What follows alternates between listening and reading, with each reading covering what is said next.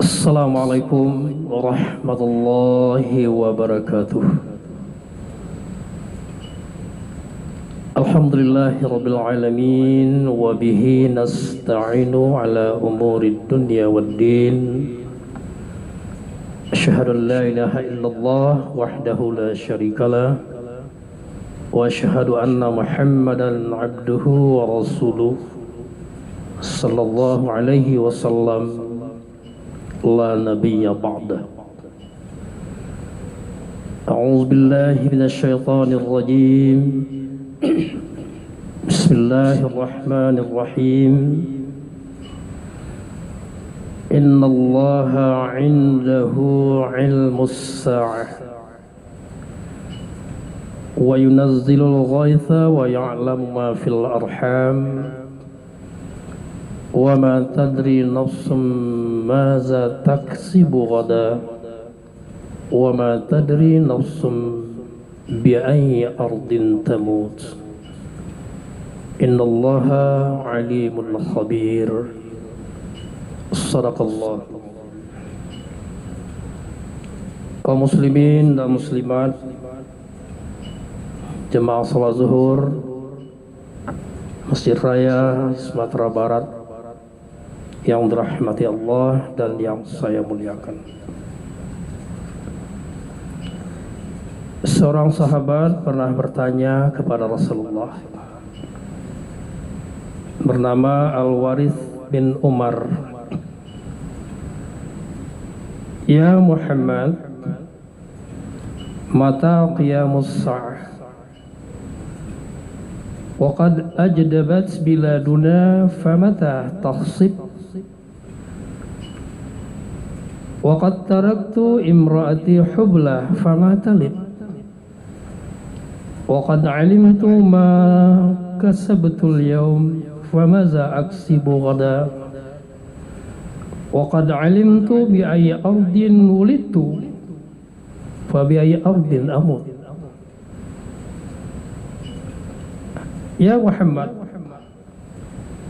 kapan terjadinya kiamat? Dan sungguh negeri kami telah gersang. Kapan akan turun hujan sehingga jadi subur? Dan aku meninggalkan istriku dalam keadaan hamil. Bagaimana keadaan yang akan dilahirkannya itu? Aku tahu apa yang aku kerjakan hari ini, tapi apa yang akan aku kerjakan besok? Dan aku tahu di mana aku lahir dulu, tapi aku tidak tahu di mana aku akan menemui ajalku. Maka berdasarkan pertanyaan itulah turunnya surat Luqman ayat 34. Ada 5 hal yang dirahasiakan Allah kepada kita. Tidak satu pun manusia yang diberitahu. Apakah yang 5 itu saja yang dirahasiakan Allah? Tentu tidak. Tapi kenapa yang 5 itu disampaikan secara berurutan? Barangkali yang 5 hal ini sangat rawan untuk merusak akidah kita. Yang pertama, innallaha 'indahu 'ilmus sa'ah. Hanya di sisi Allah lah terpegang pengetahuan tentang kiamat. Maksudnya kapan kiamat itu akan terjadi, pada tanggal berapa, bulan berapa, tahun berapa, abad keberapa, milenium keberapa. Tidak satu pun manusia yang diberitahu, termasuk para nabi dan rasul. Karena itu jangan coba-coba meramal, oh kiamat akan terjadi tahun 2012. Ada isu kemarin dari orang-orang suku Maya. Ada juga di antara kita orang Islam yang tertarik dengan isu-isu yang semacam ini. Jawaban dari Allah. Persoalan terjadi kiamat itu hanya urusan Allah. Yang penting kita yakin kiamat pasti terjadi, dan di balik kiamat itu ada lagi kehidupan, tempat kita mempertanggungjawabkan segala amal perbuatan kita. Itu yang penting, bukan kapan terjadinya. Rasa itu tidak penting dibicarakan. Bahkan ada orang sengaja memberikan selebaran, oh hari akan kiamat, ini hasil mimpi Syekh Ahmad, penjaga kubur Rasulullah. Hari akan kiamat, dia menyuruhkan kepada seluruh umat Islam agar gemar berbuat kebaikan, tinggalkan segala kemaksiatan. Untuk terjadinya kiamat itu tidak perlu dimimpi, lebih kuatlah Al-Quran. Kenapa harus kita percaya kepada mimpi seseorang? Penjaga kubur lagi. Kalau sampai di situ saja tidak apa-apa. Tapi ada lagi pada alinea kedua, siapa yang menyebarkan berita ini sebanyak-banyaknya dia akan mendapat keberuntungan. Sebaliknya siapa yang memandang remeh dia akan mendapat celaka. Masuk di situ khurafat dan tahyul. Seorang saudagar di Malaysia kata, karena rajin menyebarkan selebaran itu, akhirnya untungnya berlipat-lipat. Jangan-jangan kerjasama dengan orang-orang fotokopi. Sebaliknya ada seorang menteri di kerajaan Malaysia katanya, karena mengabaikan dan melecehkan selebaran itu, besok tidak diangkat lagi jadi menteri. Inilah mudah sekali kita tertarik dengan hal semacam itu. Itulah rawan untuk merusak akidah kita. Yang kedua, wa yunazzilul ghaitha, kapan hujan akan turun, perkara turun atau tidak turunnya hujan Allah yang tahu. Tidak perlu meramal-ramal, tidak perlu pakai pawang memawang.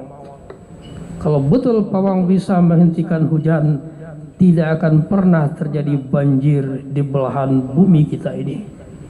Kenapa kok Jakarta banjir rutin setiap bulan Januari, Februari? Kenapa tidak diusir saja ke Laut Jawa sana?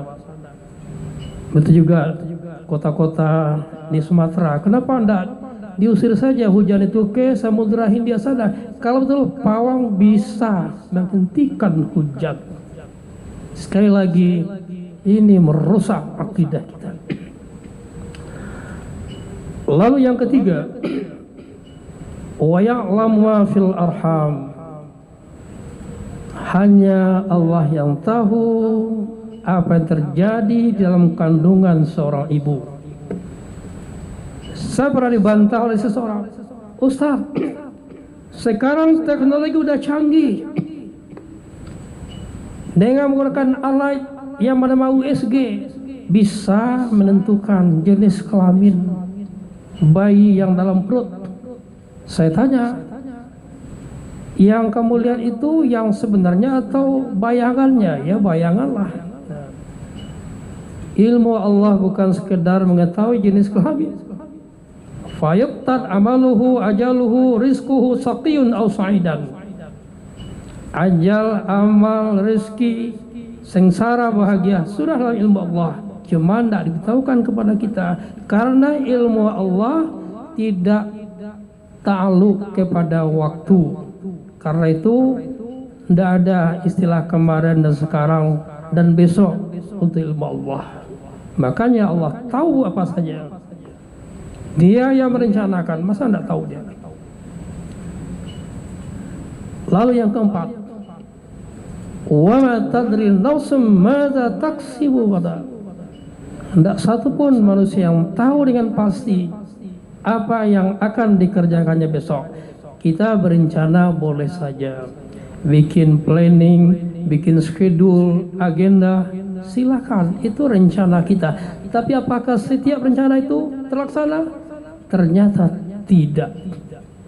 Oleh karena itu, kalau kita berjanji dengan seseorang, ucapkanlah, alas dengan insya Allah. Wala taqulanna li syai'in inni fa'ilun dzalika ghadan illa an yasha Allah. Jangan kau berkata tentang sesuatu, aku pasti bisa mengerjakan besok, melainkan jika Allah menghendaki. Artinya alaslah dengan insya Allah.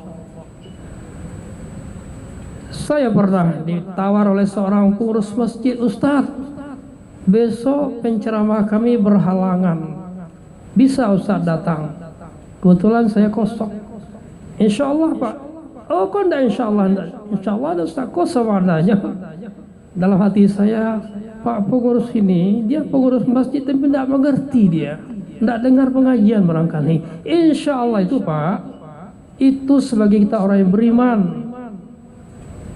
Tapi saya berpikir setelah itu, mungkin Bapak ini sudah sering tertipu oleh ucapan insya Allah, karena penggunaan insya Allah itu yang keliru. Insya Allah kita ucapkan kalau kita ada niat dan tekad untuk hadir, misalnya kalau kita diundang. Tapi kalau kita memang tidak bisa hadir, kebetulan tabrakan dengan agenda lain, katakan terus terang, maaf saya tidak bisa karena sudah ada janji dengan yang lain. Tidak perlu insya Allah itu. Nah. Lalu yang terakhir, wa ma tadri nafsum bi ayyi ardin tamut. Tidak satupun manusia yang mengetahui dengan pasti di bumi mana dia akan menemui ajalnya.